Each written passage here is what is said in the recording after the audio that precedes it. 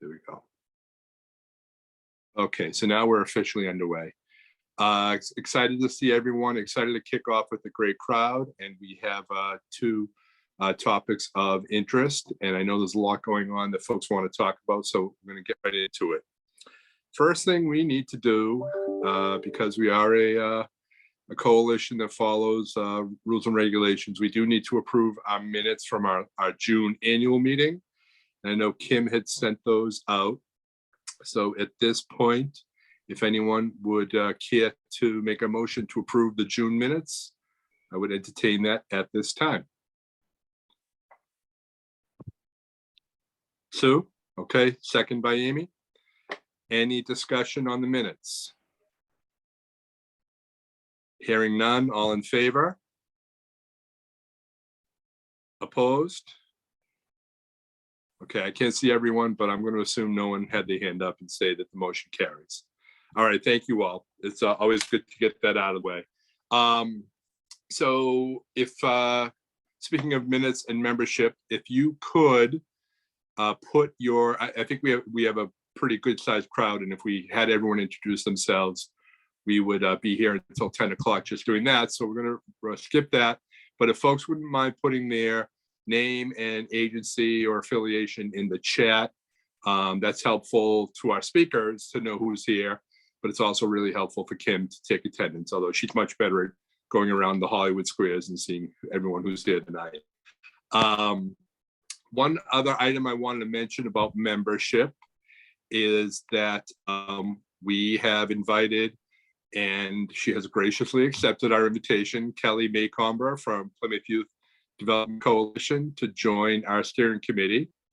So at the next general meeting, which is in October 12th, I believe is the date, we'll be having a special meeting to vote Kelly on. I just wanted to kind of give notice of that. And for next month, we'll send out a sort of a mini ballot, which is what we do at our annual meetings, a full ballot for the full board.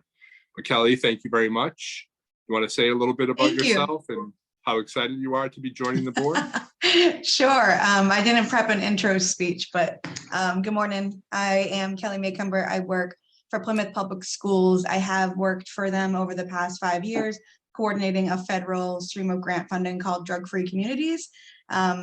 It doesn't feel like 5 years. I just said that out loud and it feels kind of crazy, but I'm moving into a position with the district post-grant, which is exciting, that will focus on family and community engagement. So I'm excited about that. And yeah, thanks for inviting me on board.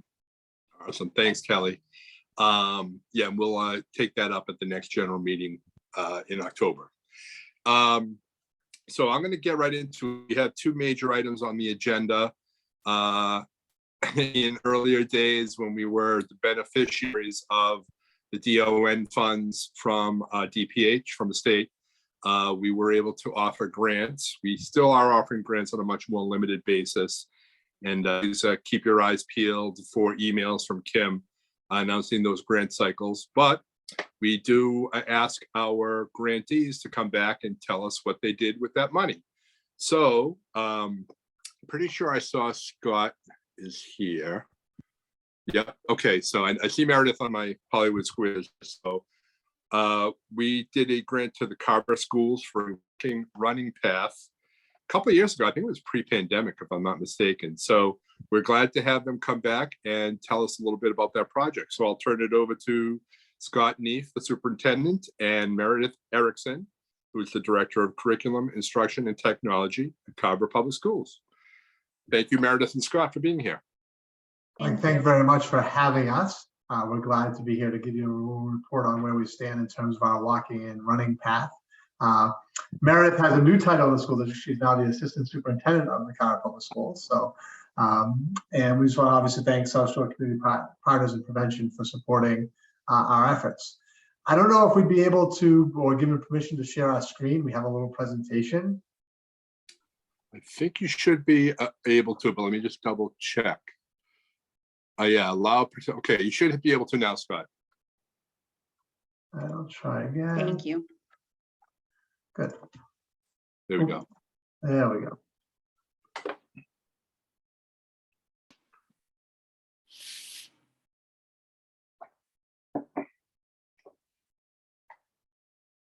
You didn't want to start there, but we'll start there because it's a nice picture of our school. But Very nice. So, we want to thank South Shore Community Partners and Prevention for sponsoring the building of an elementary walking running path. Meredith actually is the person who applied for the grant for the Carroll Public Schools. She wrote the grant, did a great job in that. And ultimately, our goal is always, we want to develop the whole child.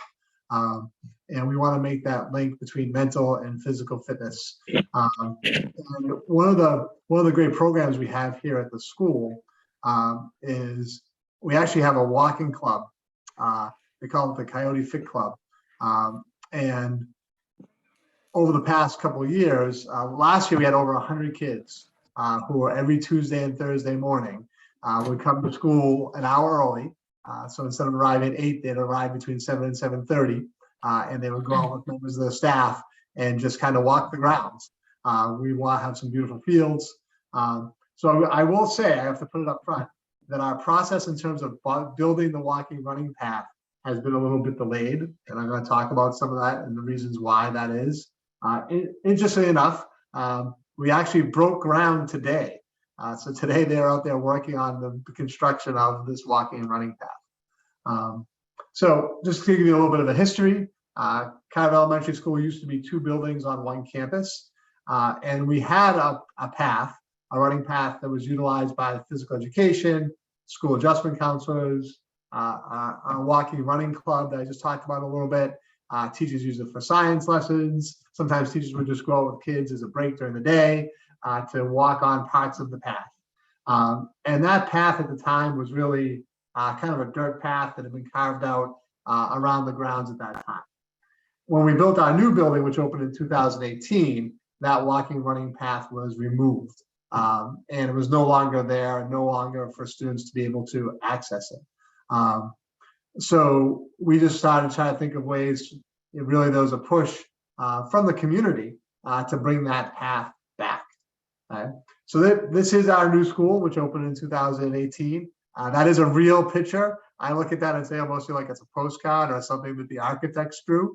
That's what the school really looks like. It's a beautiful facility. And, actually, I'm going to skip ahead on a slide just to show you a little bit what the design was for the field. So when we built the new school, we knew the walking running path had been destroyed. Obviously, costs are always a concern. And through the process, which the entire town was involved in, there was a decision to not, as part of the landscape design, to not have the walking running path be part of the overall school project. But as we move forward with the project, there were actually some concerns about that. The school was clearly advocating for this to happen. And some members of the community began to support, saying, how come we haven't included this walking running path into the project of the school? And we actually tried to do it. We considered doing it as a change order.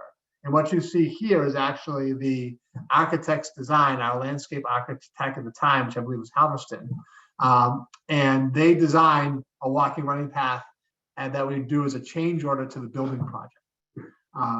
And so the design at that time, the purple area was going to be a concrete path, and the yellow area was going to be a stone dust path. And the interesting part is crazy numbers at the time because I was involved in the building of the school. I was superintendent at that time, and this change order, they brought this in at almost $100,000 to add this on to the project.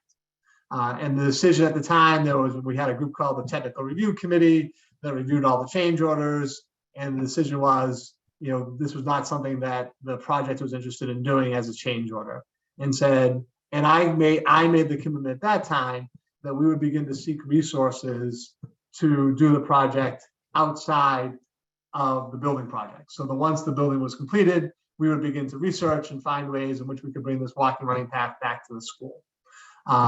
And hence eventually leading us to applying for your grant and graciously receiving that grant from you to help us build it. So this was the original design, and what we're building now, we've changed a little bit. The major change is we've taken out this purple section in the middle that connects the path halfway through.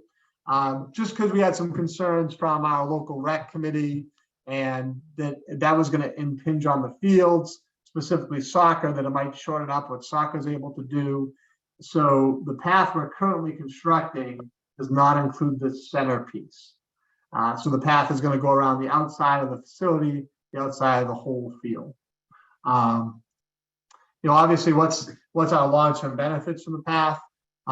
It's going to allow for expanded wellness activities, and clearly, we've had a real focus in the school district on what can we do to support students' social and emotional health.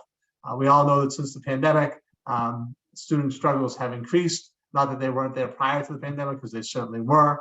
And we've had a lot of advocacy within the school district. We've been promoting students doing physical activity or taking breaks during the day to help manage the rigors of school. And we're actually doing this in the district through all levels. At our elementary school, we're utilizing this a lot of ways through expended recesses, allowing teachers or promoting teachers to take students outside, to take a break from the academic piece while also building back their academic skills. At our high school level this year, we've actually instituted what we call a win block. And it's a what I need block for students. It's tied to their lunch. And we're actually, teachers are offering a range of activities for students, whether it be an opportunity just to get some of their homework done, to play a game, to go for a walk, to take a break. And that's built, and it's an hour break during our day where the students have a half hour of lunch and then a half hour of some other social emotional type of activity that they have a huge range of choices for. And our teachers so far have been great. So we're finding out all kinds of new skills what some of our teachers have. For example, one of our social studies teachers, I had no idea that they were taking up the guitar over the last couple of years. That's what they did during the pandemic. And now during their win block, they have a whole bunch of kids who are coming with their guitars. And so if you're interested in going and playing your guitar during the win block, you go down with that teacher and spend 25 minutes playing the guitar, and he's doing some lessons. And so all kinds of those activities. Now, obviously that's a little tangential to the walking and running path that this group supported. But I wanted to just give a kind of a brief kind of overall scope that social emotional health has really been a focus for us, and is a focus for us in terms of everything we're doing in the school district. And this walking running path is going to be a piece of that. So it's definitely going to get utilized during the school day. It's definitely going to get utilized by our student groups, including our, that Coyote Fit Club and our walking group. That's going to be, I'm sure we're going to have 100 kids. Once that path is done, we're going to have 100 kids out there 2 days a week walking in the morning before school. The other great piece of it is obviously this will also be a community resource. It's a commitment we made when we built the elementary school that is a community building. The playground is open to the public after school hours. The walking running path will be open to the public after school hours. As you saw on the picture that I brought up, obviously we have playing fields there. We have softball fields. We have our soccer fields. Most of our youth soccer in Carver happens on those fields. So I know that I think we're going to get a lot of community use during youth soccer practices, during youth soccer games, where we're going to see members of the community out on this path. So we're excited about that. So what are the factors that have slowed down our progress in terms of getting this done since this grant was given to us pre-pandemic, in, I believe 2019, or maybe we received the grant the school year that the pandemic happened. So obviously COVID delays slowed down our process on this a little bit. The other thing is, as I said, this was estimated as a change order in the building project to be close to $100,000 project.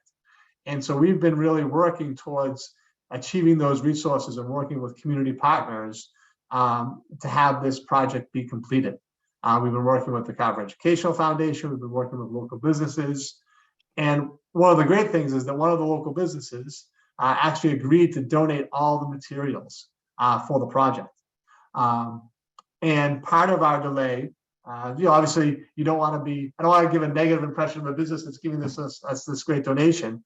There's just been some delays in receiving those materials, but I think we're good to go. So we were really hoping today, we were invited to the spring meeting, maybe the meeting in May or June, and we were saying, what our understanding was, we were going to have this thing done over the summer. And we were really hoping today we were going to show you pictures of the completed walking and running path. Unfortunately, we've had some more delays on that, but we are moving forward. And as I said, we actually, I'll go ahead. We broke ground today. This morning, they were out there digging and starting to build the track. And our hope is that it will be completed by the end of definitely this fall, by October, by November 1st, that the total walking running path will be done. Certainly we'd be willing to come back in the spring and show you pictures of the completed track when we get to that point. But so we're just at the point now of getting the work, starting the work being done. So hope I'm losing myself in my own PowerPoint, so I'm jumping all over the place. Just to give you some examples, in terms of the work we've already done, the whole walking running path has been flagged. So this isn't a great picture of flags, but that's what it is. It's also been cut. So what they did, the first step they took was they flagged the entire path, and then they, in essence, they cut along the flag route so that when they start digging today, they're just going to be able to pull that right out. So they made about a 5-inch hole all along the path throughout the entire field space. And where that gives you a sense of where kind of the size of the field. I had one more picture I didn't throw in here that gives you a little greater scope, but it goes back to this whole concept here of this path's going to run along our softball fields, along the playing fields, along the wood line, back around. In total, it's going to be just about a half mile. So one lap around the track will be a half mile. So 2 laps to get a mile in. Long-term connections for us. We do have a couple of pathways programs at our middle high school. So we're going to be using students to identify native species through our environmental agricultural sciences pathway. We have a manufacturing engineering technology pathway where we're actually going to have students do some signage throughout the trail, identifying some of these native species, identifying some different things along that you may see as you go along the path. And then also, we'll be doing some signage recognizing those groups that have supported the project, including the South Shore Community Partners in Prevention. We'll make sure we'll have a sign recognizing all those groups that have supported the building of our walking and running path.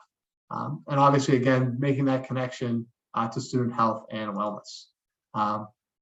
So when we nurture a child's whole being, we open doors to endless possibilities. And hopefully this walking running path is going to do that and open more doors for students in terms of achieving their endless possibilities. So thank you for taking some time today. Meredith, I don't know if there's anything you want to add, if I missed anything, and certainly I'll take any questions that people have. Thank you, Scott. I will say it's a beautiful school, and I'm really excited that from the pictures and from the plans that you shared. And I totally wholeheartedly endorse taking out that little, cut through, that little shortcut. When I go out for a walk, I'm always looking for shortcuts. So if I don't have a shortcut, it's probably better for me in the long run. So anyone have any questions or comments? All right, Scott, thank you so much, and definitely keep us posted on the ongoing and like I said, if you want us to come back in the spring and show the actual completed path and not a little bit of dirt dug out of the ground, we'd love to do that. All right, that sounds great. Thank you so much. Thank you. Thanks, everybody. Thank you. And Meredith, congratulations on the promotion. Thank you very much. I appreciate it. All righty, so I want to move on to our next item. Our major topic today is the opioid settlement amounts for municipalities.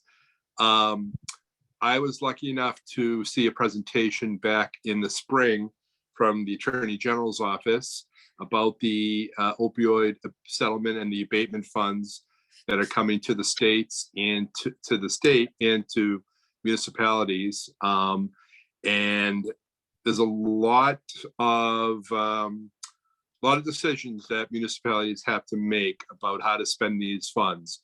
And I thought it would be interesting for folks in our group to hear from the state, the Attorney General's office, and from the DPH, the Bureau of Substance Abuse Services, about what these funds can and cannot be used for, and how those decisions will be made, and how we can be involved in those decisions. So very excited to have two folks here today to talk about that.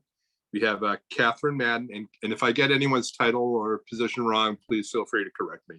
Catherine Madden is the project manager for the Attorney General's Opiate Task Force, and Sarah Ruiz is Director of Planning and Development for BSAS, the Bureau of Substance Abuse Services. So Sarah and Catherine, thank you so much for being here, and I'll turn it over to you. Thank you, Michael. Thanks, Sarah. Sarah, I'm sorry, I'm just taking care of a technical. Hi, everyone, and welcome. Sarah, I'm going to share from my screen. Would it make most sense to just leave that, and you'll tell me when to advance the slide? Yes, that makes sense. Go ahead. Okay, perfect. All right. Okay, well, I'm Catherine Madden. I'm going to put the PowerPoint up. So I think you'll just see that during the duration for when I'm speaking. Hold on one moment here.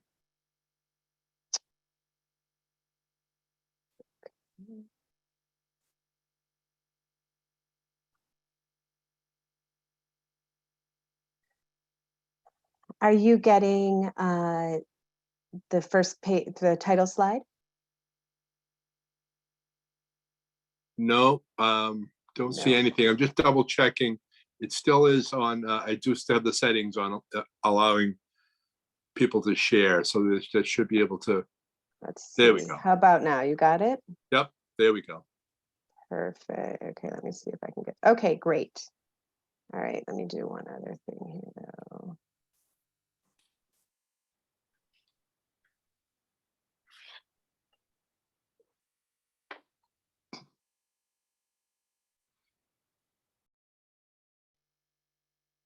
Okay. Okay, thank you. So hi, I'm Catherine Madden and Sarah from the Massachusetts Office of the Attorney General.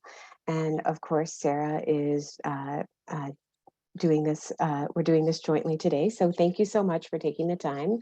I do want to say this work has been led by Jillian Feiner, our Senior Enforcement Counsel here in our office. So apologies that she's also not able to join us today.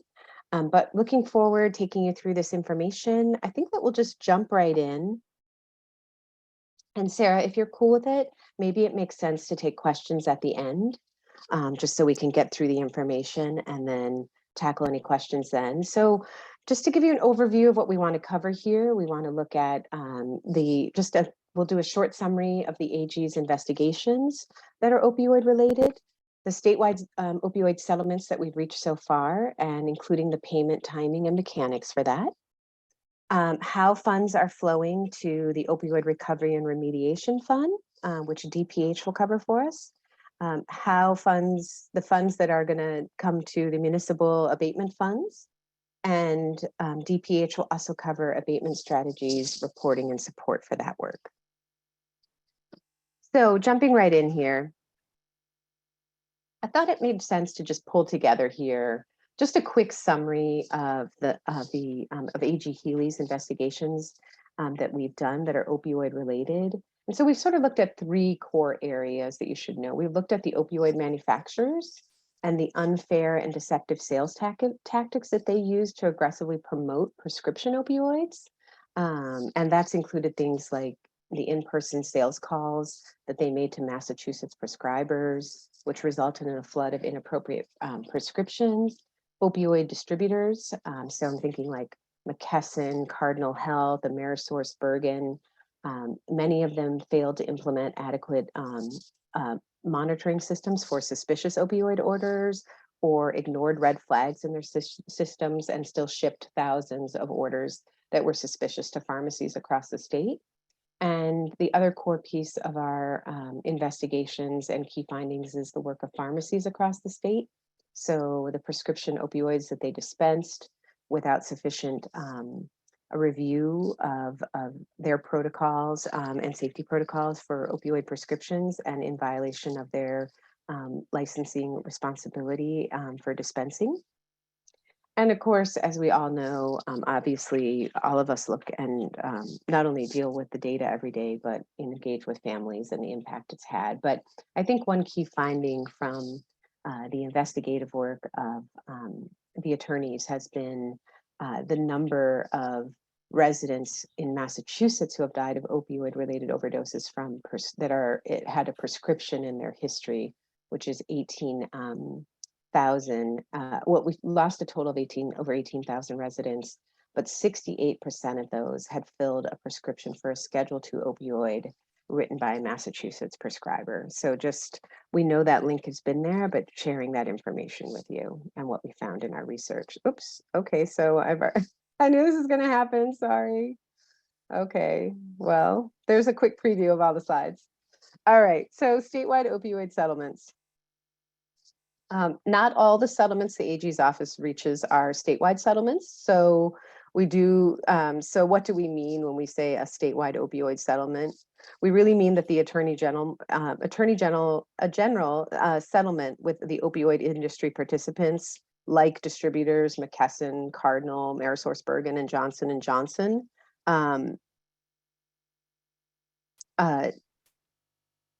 under which Massachusetts municipalities can receive direct payments in exchange for signing releases.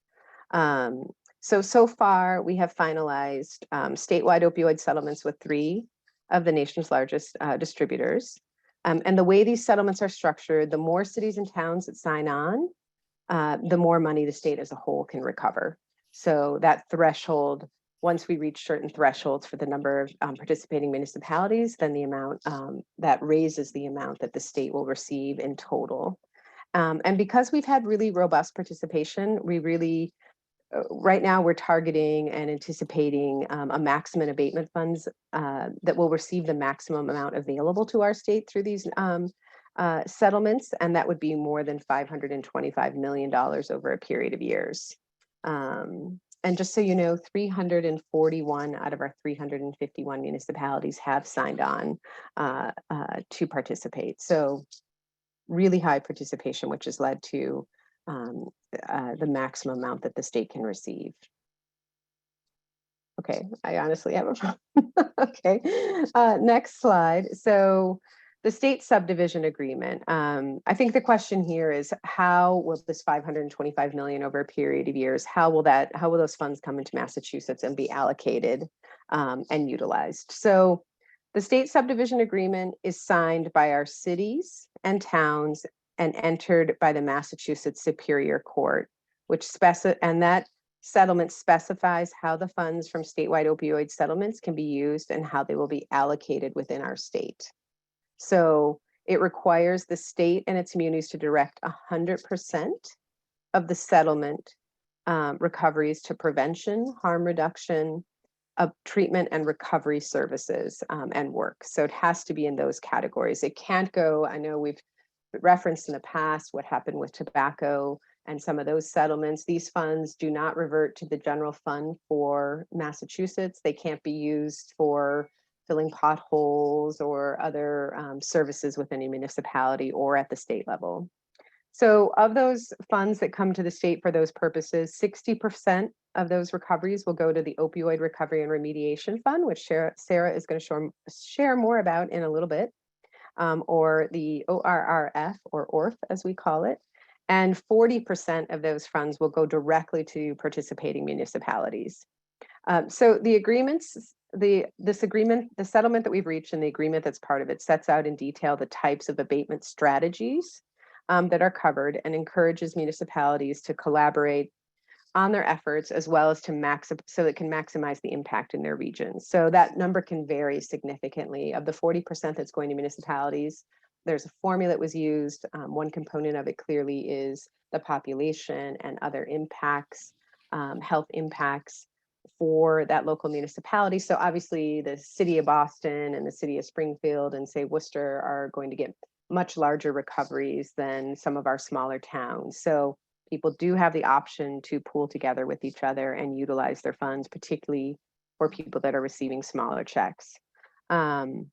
So Sarah will get into some of the categories of the municipal spending and take a look at that. And I also want to flag later that we do have a lot of references and information available in here. So we will cover that in details for you. So let's see if I can get this right this time. All right. All right, I'm turning things over to Sarah. Great, thank you, Catherine. Good morning, everybody. I wanted to start by saying I appreciate the being a longtime employee at the Department of Public Health of over 25 years. It's great to see that the spirit of the CHNA is still active, and that local coordination and collaboration around health and wellness is alive and well at South Shore Community Partners for Prevention. So thank you for your work and efforts such as a walking path at school are important parts of substance use prevention and a healthy community. So it's just great to hear about. And this work as far as local coordination is, we hope, will be a part of this work with the use of the this opioid settlement opportunity. It is a tremendous opportunity. Really appreciate the Attorney General and working on bringing these suits and settlements. So this opportunity for remediation for the harms caused really is something we value and want to see done to the best of its potential. So it's great. Thank you for having us and really being proactive and thinking about this opportunity.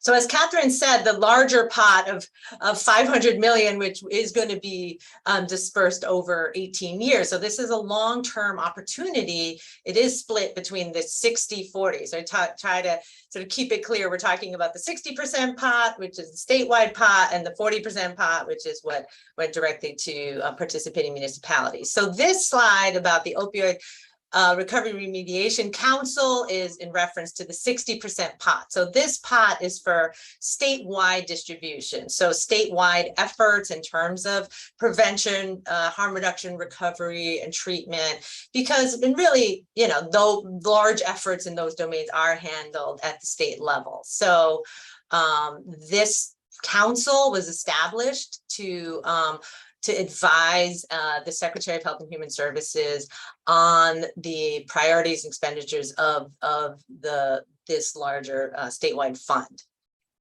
So this is subject to open meeting law. All of the presentations and meetings are available online, and this you will get copies of the slides, but this heading is an active link to the pages on mass.gov where it's all documented as far as the membership of the council. It is a 20-member council of a diverse representation, including municipalities and statewide, experts, broad range of experts on the council, working to really help advise the spending of this opportunity. Can you go to the next slide, Catherine? Okay. So in the early phases of the work of the council, they did lots of opportunity for input and discussion, variety of presentations that were brought to the council. These set of strategies were initially selected so we could start work with this, the fund, being that monies are already flowing into the state this year as of July, and the funds are already, or to municipalities, funds have been coming in, so we wanted to be proactive. These are the areas that were identified in the initial process: expansion of harm reduction services. That is this little pop-up, thank you. Increase access to methadone. That's fine. Methadone is increasingly important.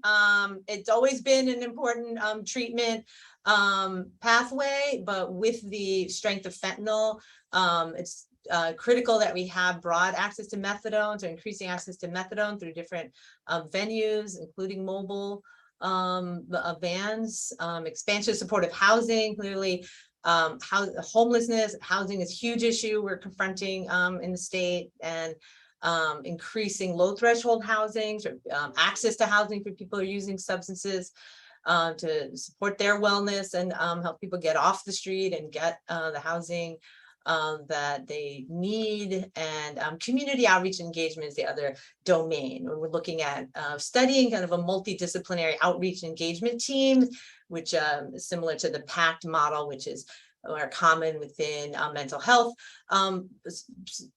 funding environment. This is we're looking at an application of a sort of multidisciplinary team outreach model. So these four approaches, we've already done some procurement, put out some initial opportunities and funding related to these four areas. And that was to sort of launch some of the top priorities. Meanwhile, this is a significant amount of money over the next many years, so that we want to continue the process of planning and input. We do now have a vendor, which is KPMG, a very strong consultant group that is working with us and with the council on a strategic plan for the ORF spending. So they are working with us on the council and have had some input sessions and are really working with them on community input, further input into how this pot is spent, at least over the next few years. Again, this is 18 years. So for the next several years, what's the strategic plan, including ongoing community input? It is critical that we have participation and input from people who are impacted by this opiate crisis. So, and this email recurs in this presentation, and it is the main one for any questions about the statewide ORF or the municipal ORF, municipal funding at this point. So I'm going to turn it back to Catherine. Like I said, this is about the statewide pot. I'm going to talk again later about the municipal funding. Great, thank you, Sarah. Okay, as Sarah said, she just covered the funds that are heading to the state, and I'm going to dive in here to the funds that are coming to municipalities. So these are the municipal abatement funds and sort of the payment mechanics. You may not be directly engaging with this process, but to give you share more about what your municipality is going to have to do if they haven't already done it, or just how the process is going to move for them. So there's really two key pieces before those funds can be dispersed directly to a municipality, which is they need to set up the account in the National Opioid Settlement Portal and then submit a payment election form and a W-9. So in June of this year, all participating municipalities should have received instructions from the settlement administrator, which is a group called Brown Greer, that invited them to set up the account in the settlement portal and submit the required payment election form and the W-9. So that process is already out there. Hopefully municipalities have already completed it, but if anything comes up, you can, I have contact information here about how to get in touch. So once municipalities complete that process and those steps, the money can be dispersed. So conversely, until those steps are completed, no money can flow. So if a municipality has not taken care of these two steps, they can't receive any of the dollars that are waiting for them yet. Our office, our AG's team has been sending out reminders to cities and towns that haven't completed the process just about every week. So we are trying to track this. We are trying to support any municipality that hasn't been able to take care of that information yet. And if you want to follow up with us about where your municipality is and whether you've completed the process, or who from your municipality is the contact, which I know for a lot of people that's been a question, particularly in some of the larger towns and cities, about who's actually receiving the money within the town and city and have they taken care of the process. We're happy to handle those inquiries offline. I'll share my information at the end here. And you can also send an email to Mass Opioid Settlements at mass.gov, and I'll pop that up there, as well as reach out to Brown Greer directly, which is the email on the bottom of this slide. So just getting into the really technical here, this is just looking at the payments to participating municipalities. So there's a little bit of shift here, but just wanted to give you some sense of timing out through 2038. the payments from our distributors, which is Amerisource, Bergen, McKesson, Cardinal Health, and then J&J. A lot of those payments are a little front loaded. So really what the questions that we've been receiving and people have been asking about the payment structure, of course, is how much is my city or town going to receive? And when will those payments come in? So this helps give you some picture of that. In terms of the amount that a municipality receive, the yellow text at the top of the slide, which we can also follow up. I can put these in the chat when I'm done here, but I can also send them to Michael. Just a listing of all the links related to these to the slides here. So then you can share them with any and all so people can click and see. But that we do have a chart that will show you, the total anticipated payment from Johnson & Johnson, from their distributors, and that total amount by year. And starting next year, we expect the annual payments will come in around basically July or August. This year, the timing's been a little bit fuzzy, but the process is underway. And one of the payments, so far only one of the payments has gone out to municipalities. And that's anyone who has created that portal. So that would be distributor payment number 1. And as you can see from the slide, we expect a bunch more payments this calendar year. Payment 2 from the distributors, as well as payments 1 through 5 from J&J. So like I said, some of these payments are front loaded. So municipalities are going to get more money at the front end of this process than they will at the end of the process. And I think that so like I said, they're front loaded and there is slight variation. So the payments aren't completely flat every year. So even in years, say 2032 through 2038, there's a little bit of variation in year to year that is received by municipalities. So just flagging that for you. I'm going to turn things over to Sarah now. Great, thank you. A lot of how this money is being directed is spelled out in the state subdivision agreement. So that really is our guiding document on this settlement. So encourage you to look at that. It details the strategies that are and domains that are acceptable as part of our shared agreement with how these funds will be used. That we have in joining this settlement and signing on, we have a shared agreement that it will be used for these domains. As Catherine alluded to, we want to see it really be for remediation of the opiate harms. So these are the domains that are listed, and within each of these in the agreement, there's sort of more details of strategies and approaches that are recommended. I mean, access to treatment, you would likely fund treatment episodes themselves, as those are covered by Mass Health. We are looking for this to sort of supplement existing resources. And so we don't, obviously you're not going to be paying for treatment, but access to treatment, other kinds of wraparounds, other supports for people in treatment and recovery, helping with connections to care, other harm reduction, and again, supplementing existing funding and resources in your community.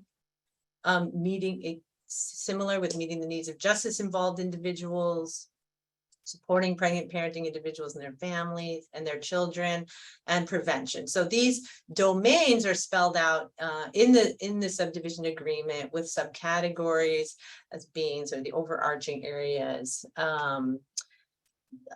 within which local communities can select their approaches. Again, this is talking about the municipal portion, the 40%, as we're talking about now, that municipalities are receiving. These are the domains that funding can be spent on. You can go to the next slide, Catherine, and we explain more about some sort of high-level expectations. Sarah, my computer's having some sort of, okay, it's not, let me try.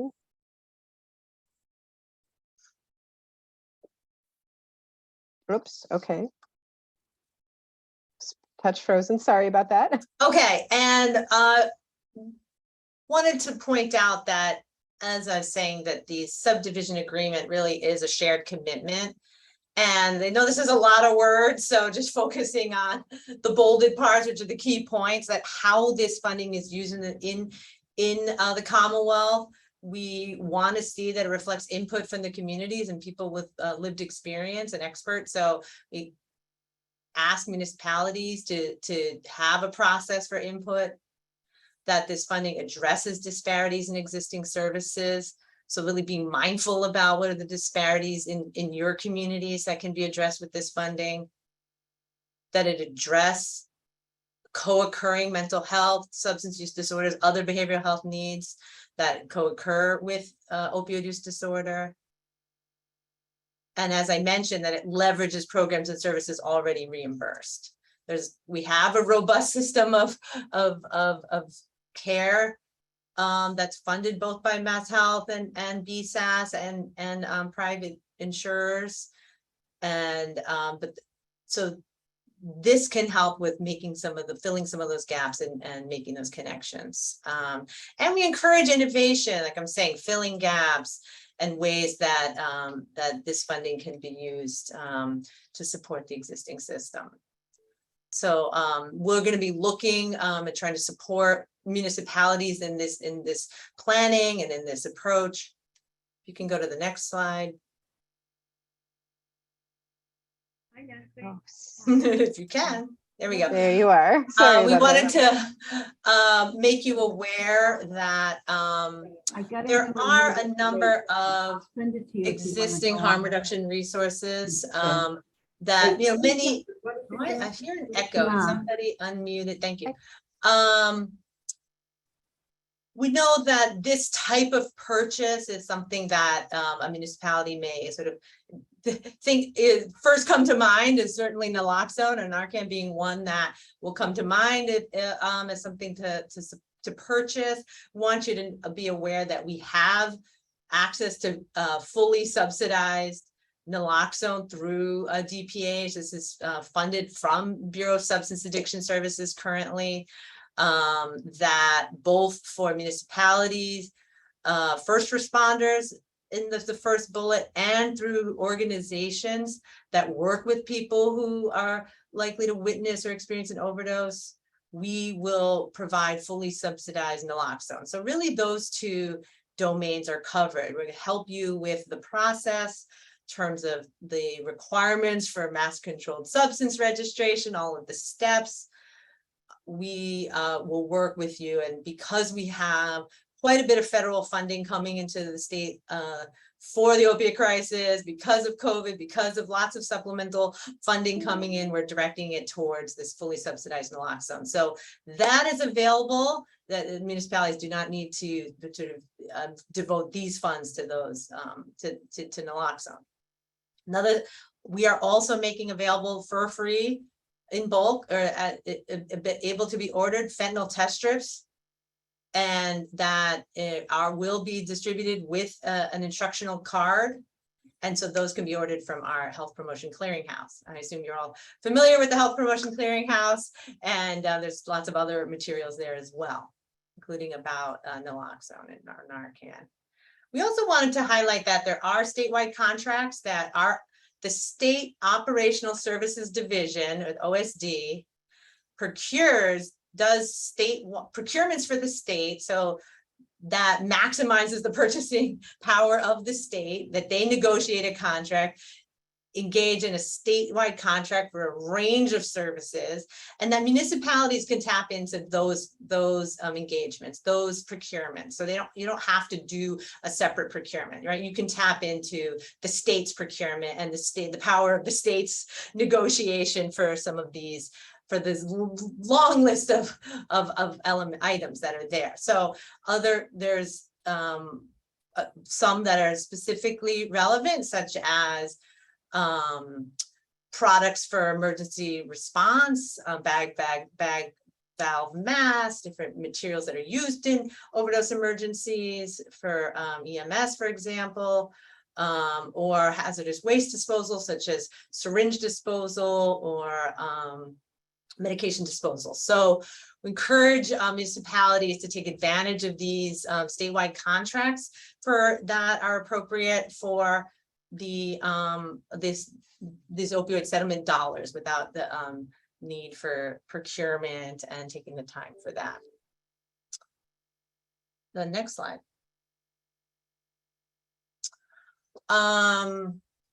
So one of the roles of the Department of Public Health in the subdivision agreement is that we will collect annual reports from all of the participating municipalities that receive at least $35,000 or more.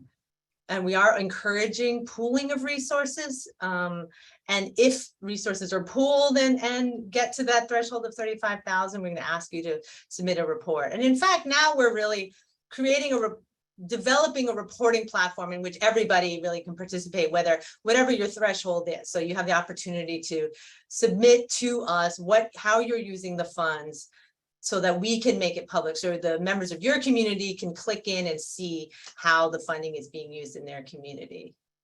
So in the annual report, we're going to ask about the planning process that you engaged in, as I talked about, the sort of elements that we're looking for in terms of engagement in the community in the process, what were the expenditures, and what strategies are being either considered or have begun to be implemented.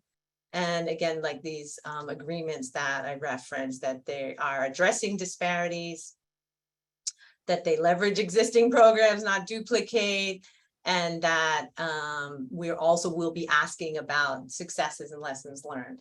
We plan to, we are developing this process. It's very much guided by the subdivision agreement. So you'll see what's in the subdivision agreement are the things we're going to be asking about in the report. We have then the intention of making those reports fully transparent to the public, so people will be able to see. We'll know we're getting lots of interest in the public of how these funds are being used. People will want to know how it's being used in their community, and that our intention is for these reports to be public, so people can see how what's happening in their area.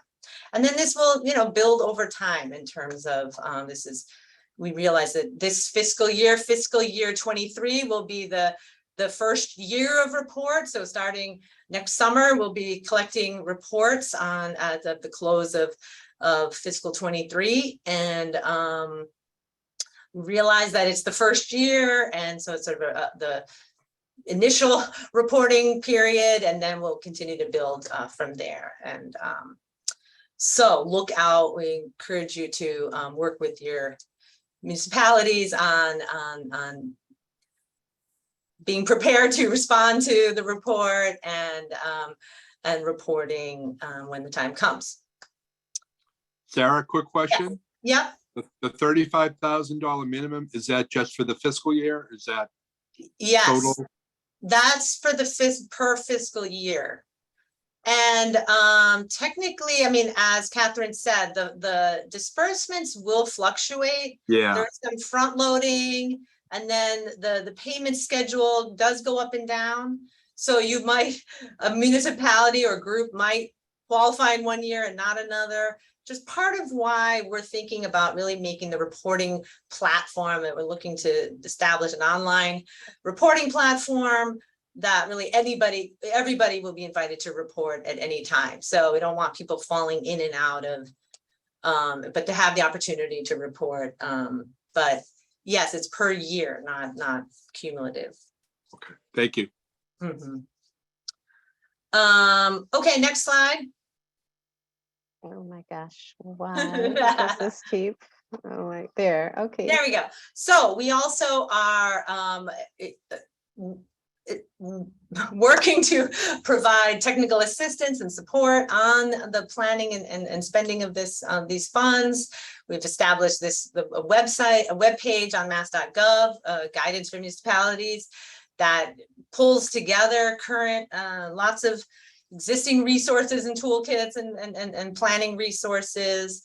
We are also planning to have a pull together more technical assistance and support communities in any way that we can, with local collaboration, with any ways that we can as Bureau of Substance Addiction Services, along with Office of Local and Regional Health, who works with all the local health departments together, rolling out as much support and technical assistance as we can. So look out for more opportunities, and we encourage you to send any questions. We want to call out particular funding that we're hoping this will be coordinated with. We have prevention funding in many most municipalities receive some funding from us for prevention. We also have a CDC overdose data to action grant that's in many municipalities. And of course, that we are aware that local communities have lots of others of state and federal funding directed at this issue. So encourage local coordination on the use of this opioid settlement dollars with the existing funding. Interested to hear any questions. We welcome questions to this email as sort of thoughts, and it's fine to sort of think out loud and talk together about what possibilities we have with this opportunity. We also are going to have sorry, on Sarah.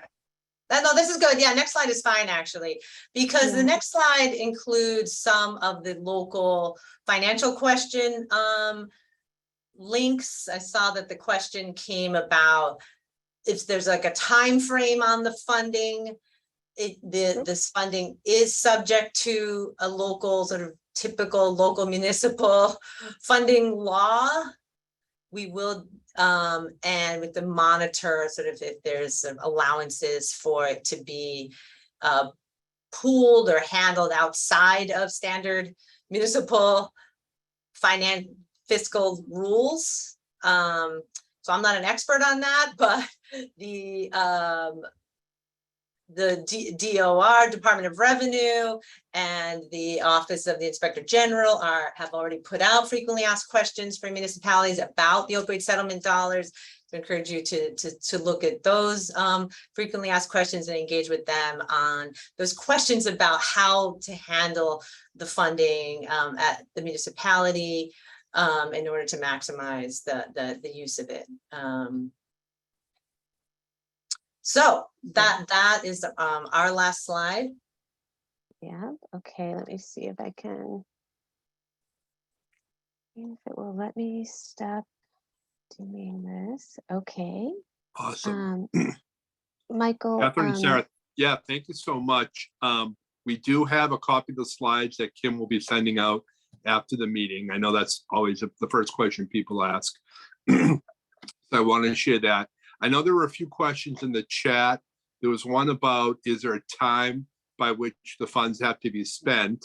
And I know the funds are coming in over, what is it, 18, 19 years. So what's the timing, Sarah or Catherine? Well, that is going to be dictated by the municipal laws that are in place right now for finance. So I know that at the very end of the deck here, we reference it basically right now is impacted and as part of the, I guess basically the bottom line is you should check with your municipality on whether those dollars, if they're not spent within the fiscal year, would revert to the general fund of the municipality. There was legislation proposed in the economic package in the last legislative session to address that for municipalities, but as you know, that economic package was not taken up by the legislature, but there is still discussion that economic package may be taken up at the before the next session begins, even though formal session has ended. So that is to be determined, but there is contact information at the end of the deck on the additional questions and more information. You could reach out to the local finance question to the Division of Local Services and check in with them. I think that's the best place to resolve it for municipalities.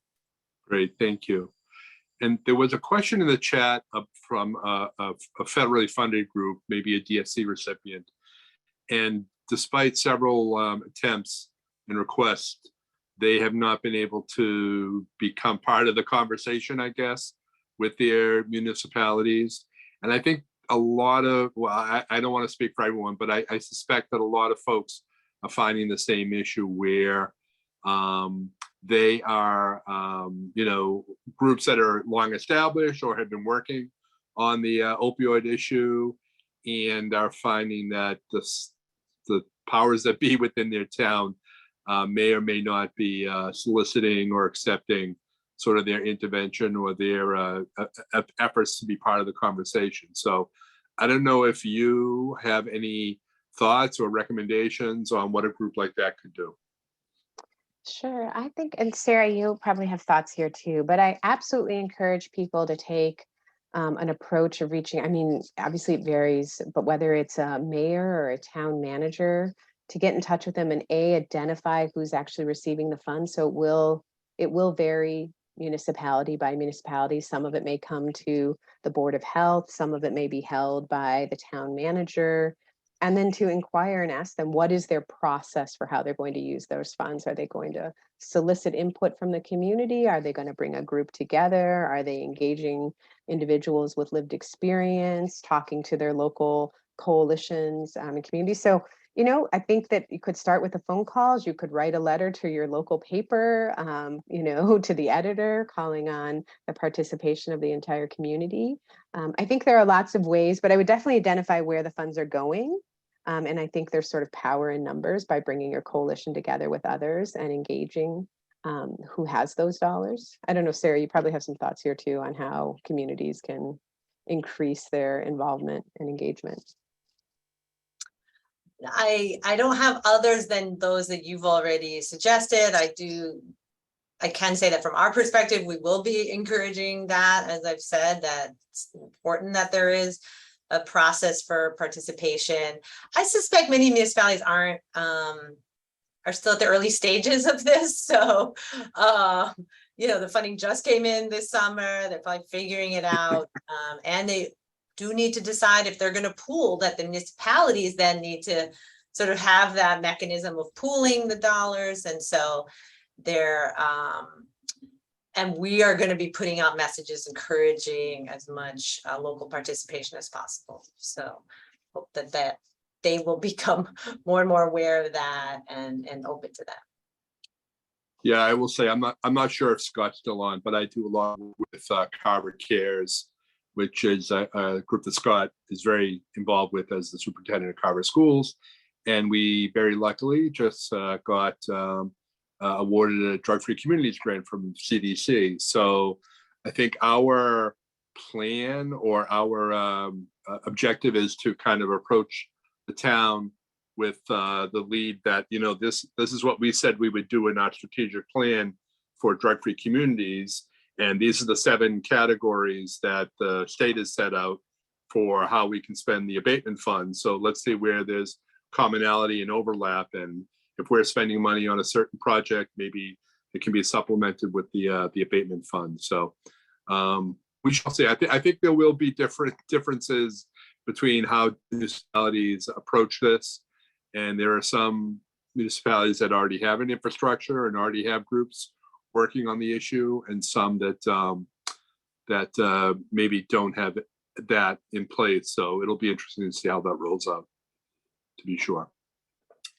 And I know someone asked a question about, Tom asked about where we can find what the amounts that our municipality is receiving.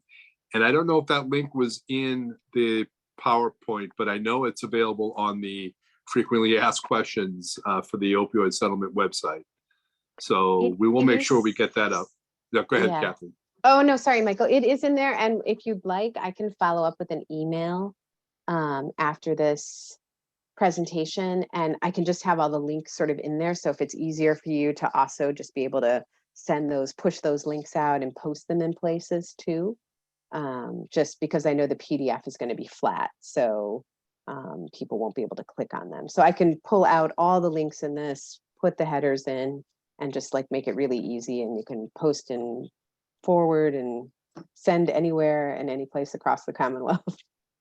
Great. Okay, does anyone else have any questions that I haven't already raised in the chat or in my?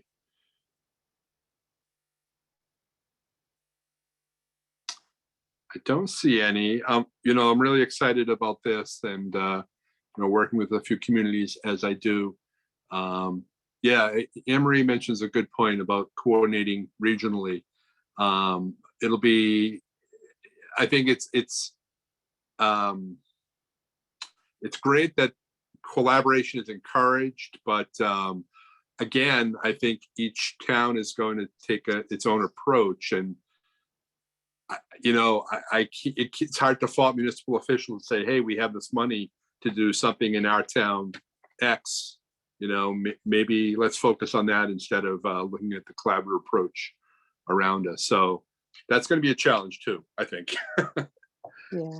Oh. I think, Michael, too, like you said, some people already have those collaborative structures in place. And some of that's been driven where towns' resources already utilize other towns for, say, part of treatment or connected care services. So for them, it makes a lot of sense to just keep building on that. So it really depends what's already on the ground. And then obviously some people may want to build in that direction, and other people may feel they have more impact by just, you know, taking a focus on their municipality. Awesome. Well, Catherine and Sarah, thank you so much for a great presentation. As I said, we will be sending out the slides and other links of interest on this to folks. You might be getting some follow-ups from our members here, so look forward to that. Thank you so much for your time. I really appreciate it. Thank you. Feel free to Thanks. email us anytime. Yes. Thanks. Great. Thank you. Bye, everybody. Thank you, So- Sarah. So I have a few announcements. First of all, I want to welcome folks who are here from the Cape and Islands, Chenal. Sarah mentioned the Chenal movement going strong, and we're excited to be working together with our Cape and Islands colleagues as they going through sort of a restructuring period. And I mentioned at the top that if folks have ideas for panelists, speakers, topics, we're definitely looking forward to input from everyone, and that includes our Cape and Islands friends as well. I think there's a lot of overlap between agencies that do work in the greater Plymouth area and also working down the Cape and Islands, and a lot of common issues too. So that'll be something you'll be seeing more of as the year progresses, hopefully. And I just want to say welcome to all the folks who are here from the Cape and Islands Chenal. One other announcement, we got an email this morning from Jenny Babcock. Jenny is the head of the Plymouth Coalition for Suicide Prevention. We gave them a grant, another pre-pandemic grant that is finally coming to fruition. They were finally able to schedule train the trainer sessions. So they have 2 assist trainers, and I'm not going to be able to remember what assist stands for, but it's a suicide prevention. Here we go. Applied suicide intervention skills training. And the coalition is sponsoring a training. It's a 2-day training in October. And they have very graciously offered some free slots for this training to members of this Chenal. So Kim's going to send that around as well. The dates, for folks who are wondering, are October 21st and 22nd, which I believe is a weekend. And it's from 9 to 5. It's an intensive 2-day interactive training. And the cost will be $150 per person.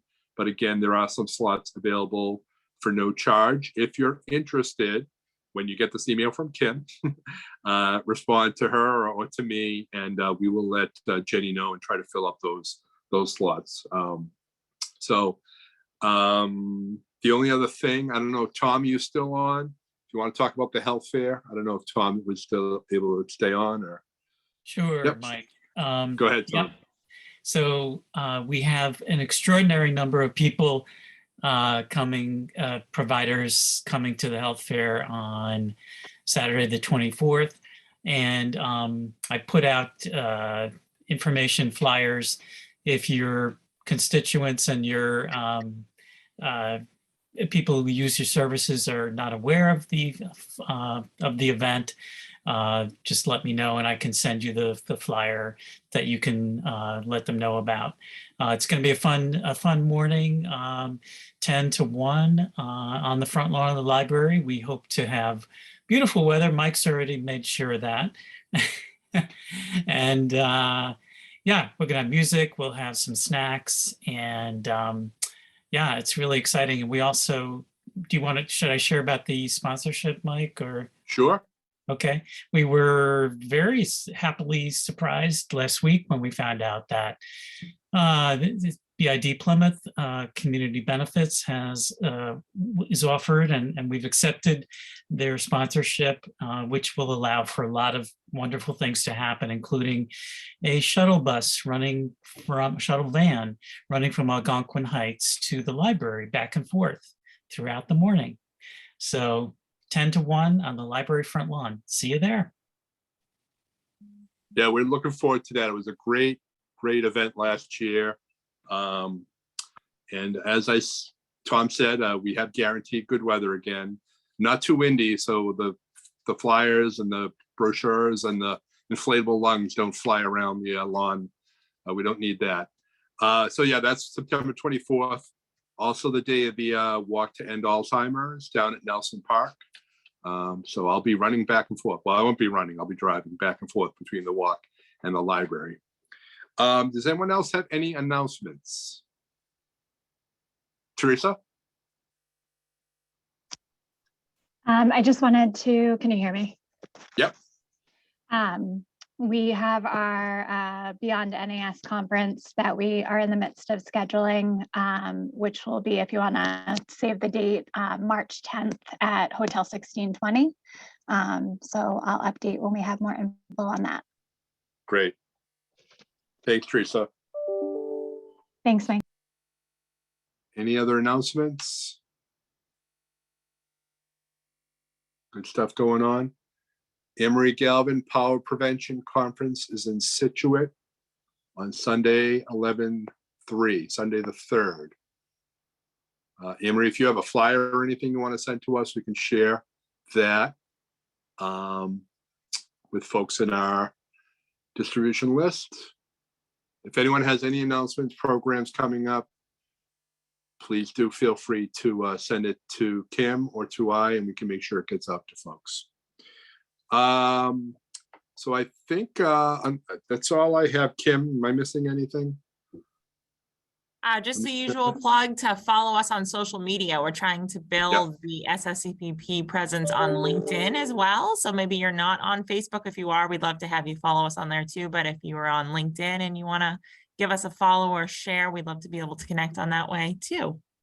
Thanks. Awesome. And next month, we will be meeting on Wednesday, the 12th, same bat time at 8:50, 8:55 or so in the morning. And we are going to have a presentation on monkeypox. We have some speakers from Fenway Health who they were part of a panel that I saw about a month ago down in the South Coast. Yeah, South Coast LGBTQ Network did a webinar, and a lot of good information and a lot of things changing. It's an ever evolving sort of epidemic. So more information on that.